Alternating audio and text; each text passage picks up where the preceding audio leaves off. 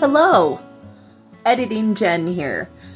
I realized that I didn't even make a beginning to this video or an opening or whatever. So right now that I'm editing this video, I need to put an opening on it. So welcome to JenPenCreations. I'm Jen. Today we're taking a hike in Fountain Creek and we're going to talk about second and third time I went to deliver for Uber. So hang out with me for a little while today, take a beautiful walk with me, and we'll get right to it.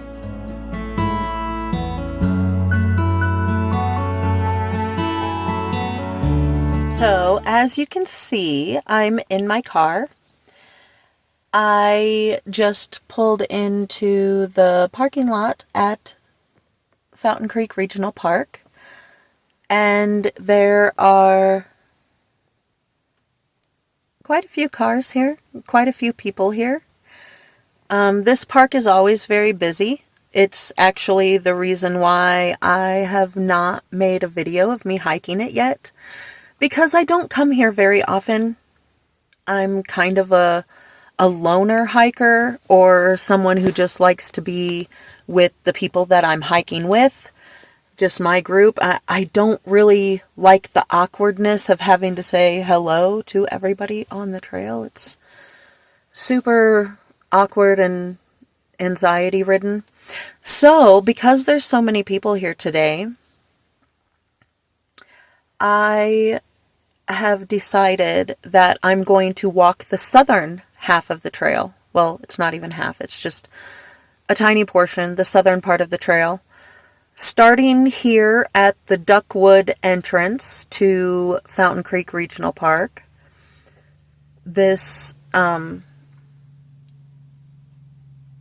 entrance is about a mile and a half from the south end of the trail. It actually ends at it's not a dead end or anything. It ends at a bridge, because over the bridge on the other side, the whole other side of the bridge has been washed out by Fountain Creek. It floods a lot. When the snow melts off the mountain, it starts to rise. And after the Waldo and Williams Canyon fires years ago, it flooded everything. Fountain Creek just flooded everything, and I'm pretty sure that's when the trail was closed. It totally washed out the other side of the bridge. So we're just gonna walk the mile and a half down to the bridge, and today when we get down there, I'm gonna talk about that side hustle I was doing, driving for Uber Eats. Or delivering for Uber Eats, I mean. I'm actually planning on trying it again today as well. But we'll talk about my last trip and what happened and what I'm anticipating for this one and every trip that I do subsequently after this one. So we'll talk about that when we get down to the creek. I'm going to video my beautiful walk through this amazing terrain here. It's just, Fountain Creek is not the mountains. It's not like Palmer Park, where it feels like the mountains in the middle of the city. It's not like that. Fountain Creek is actually one of the few places in Colorado that reminds me of the Midwest of Illinois, where I came from. There's a beautiful creek running through. There's trees everywhere. It's just beautiful, and I hope you enjoy the hike as much as I enjoy taking it. And actually, it's not really even a hike today. It's more of just a walk along a beautiful path. So I hope you enjoy it as much as I do. Stay with me, and I'll be back to talk about side hustles.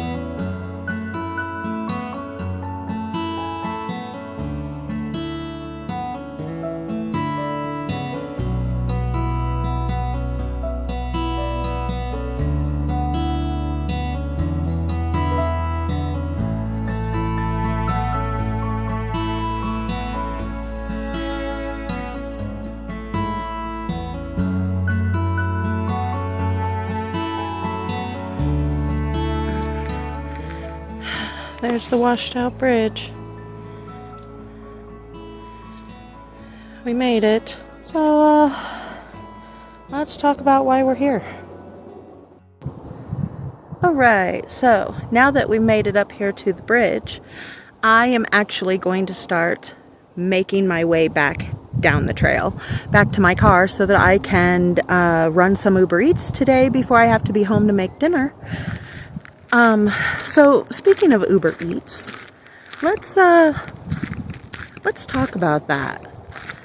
I ran it for those 4 hours in the city, and after spending $15 in gas, and I only made $25 in the 4 hours, I could only run 4 trips in 4 hours because the city is so large that you're driving 8 to 10 miles for a like $3 order, and it's just not worth it. So I really was very disappointed the first day that I did it. That was the first day. I only made $10 in 4 hours. That was pretty disappointing. So I did it again. And this time I went out. I went out for another 4 hours.